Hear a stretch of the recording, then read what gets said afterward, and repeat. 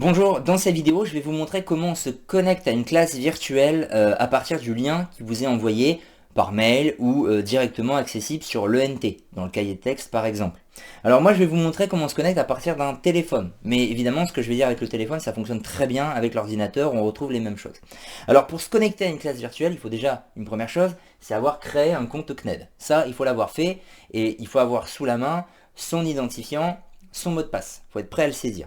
Et donc on va sur l'ENT et dans le cahier de texte ou dans les devoirs, on va trouver le fameux lien. Là le lien, vous voyez, je me le suis envoyé par mail, c'est plus pratique.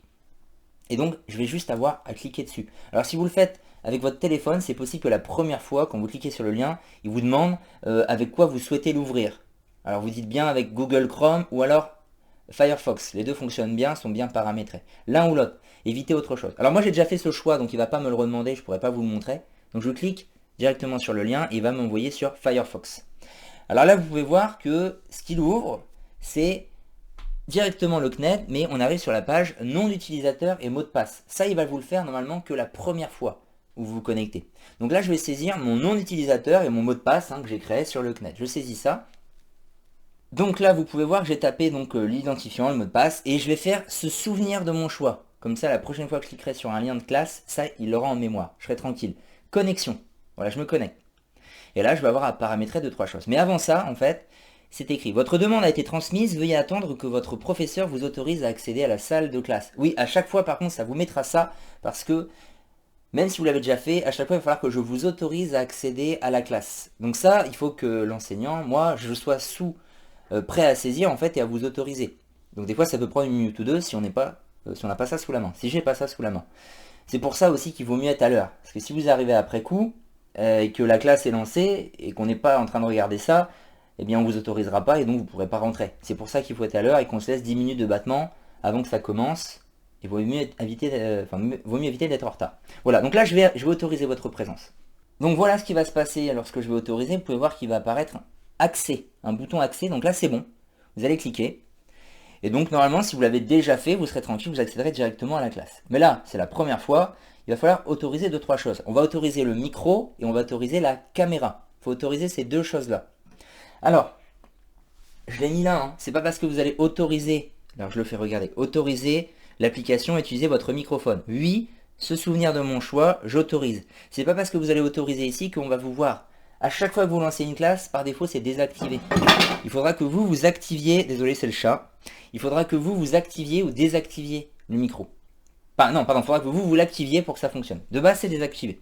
Donc, là, je suis en train de tester le micro, ça fonctionne, il m'entend, regardez, la barre, elle bouge. Donc, le micro fonctionne. Donc, lui, l'audio fonctionne correctement. Maintenant, il va me demander pour la vidéo. Donc, pareil, je vais autoriser, se souvenir de mon choix, j'autorise. Et normalement, ça va être en train de tester. Voilà, ça teste, ça filme, c'est bon, on voit. Donc, oui, la vidéo fonctionne. Voilà, les deux vont être restés en mémoire, ces choix-là. C'est pour ça que la première fois, il faut dire oui.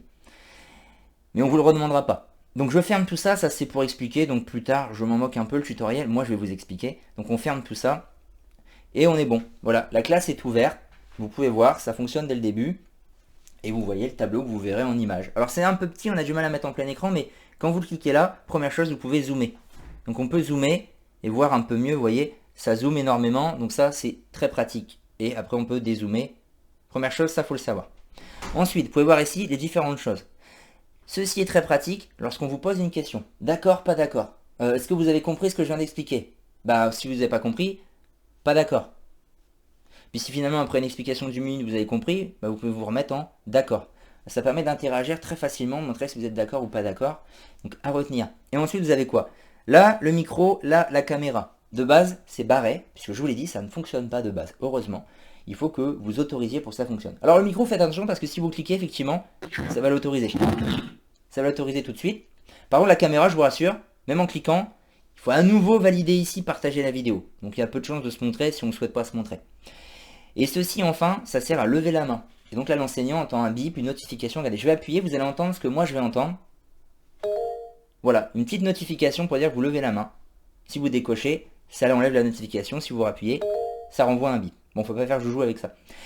Et donc ça, c'est comment ça fonctionne de manière générale. Et je vous montre enfin les paramètres. Donc il faut cliquer sur ce petit volet qui est là. Vous avez accès à un chat. D'accord. Bon là je l'ai coupé quand j'ai paramétré. Bien sûr il sera ouvert. Donc quand il est ouvert, Vous pouvez saisir un message, voilà, et on vous voit, donc c'est très utile le chat. J'ai accès en cliquant ici, hein, je vous le remonte. Donc là, je retourne dans le chat. C'est ici, par exemple, je crois, où je vois les gens qui participent également. Bon, ça, c'est pas très utile. Et enfin, dans les paramètres. Alors, il faut aller dans les paramètres, ça, faut le faire. Vous descendez dans les notifications et vous allez décocher tout. Vous décochez tout parce que sinon, vous allez entendre des bips tout le temps. Et c'est pas très amusant. Donc, on décoche tout. Comme ça, même quand quelqu'un publie un message dans le chat, vous l'entendrez pas. Vous le verrez, bien sûr, si vous êtes sur le chat, mais vous l'entendrez pas. Qui sera là, le chat. Et donc, je retourne en mode court grâce à ça. Voilà, je vous ai tout dit. Bah, à bientôt sur une classe virtuelle.